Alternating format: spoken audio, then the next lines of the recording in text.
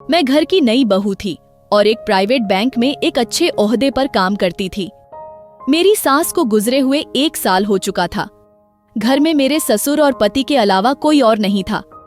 पति का अपना कारोबार था, जिससे उनकी व्यस्तता भी काफी रहती थी और कभी कभी ही हमारे बीच संबंध बनता, लेकिन जब बनाने लगे तो उसमें भी आफत। क्योंकि घर में एक बुजुर्ग पिताजी थे, कभी भी आवाज देके बुला लेते। हर सुबह जब मैं जल्दी जल्दी घर का काम निपटाकर ऑफिस के लिए निकलने की तैयारी करती, ठीक उसी वक्त मेरे ससुर मुझे आवाज देकर कहते, बहू, मेरा चश्मा साफ कर मुझे देती जा। यह रोज का सिलसिला था।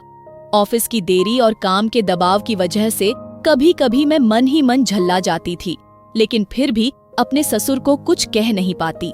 एक दिन मैंने इस बारे में अपने पति से बात की। उन्हें भी यह जानकर हैरानी हुई, लेकिन उन्होंने पिता से कुछ नहीं कहा। उन्होंने मुझे सलाह दी कि सुबह उठते ही पिताजी का चश्मा साफ करके उनके कमरे में रख दिया करो, ताकि ऑफिस जाते समय कोई परेशानी न हो। अगले दिन मैंने वैसा ही किया, पर फिर भी ऑफिस के लिए निकलते समय वही बात हुई।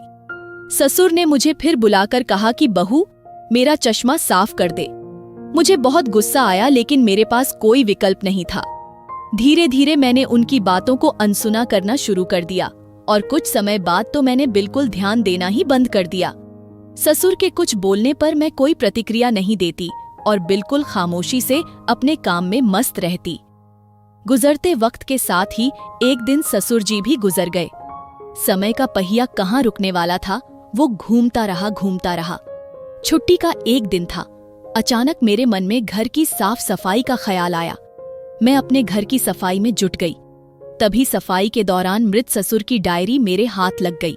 मैंने जब अपने ससुर की डायरी को पलटना शुरू किया तो उसके एक पन्ने पर लिखा था, दिनांक 26/10/2019, मेरी प्यारी बहू। आज के इस भागदौड़ और बेहद तनाव व संघर्ष भरी जिंदगी में घर से निकलते समय बच्चे अक्सर बड़ों का आशीर्वाद लेना भूल जाते हैं, जबकि बुजुर्गों का यही आशीर्वाद मुश्किल समय में उनके लिए ढाल का काम करता है।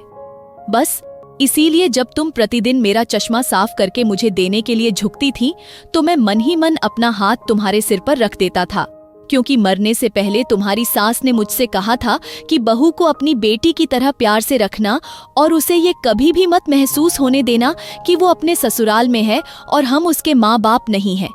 उसकी छोटी मोटी गलतियों को उसकी नादानी समझकर माफ कर देना।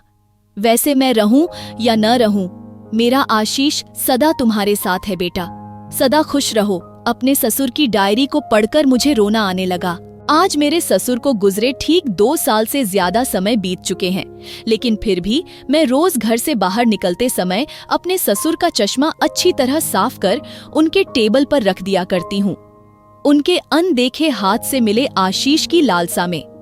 अक्सर हम जीवन में रिश्तों का महत्व महसूस नहीं कर पाते, चाहे वो किसी से भी हो, कैसा भी हो, और जब तक महसूस करते हैं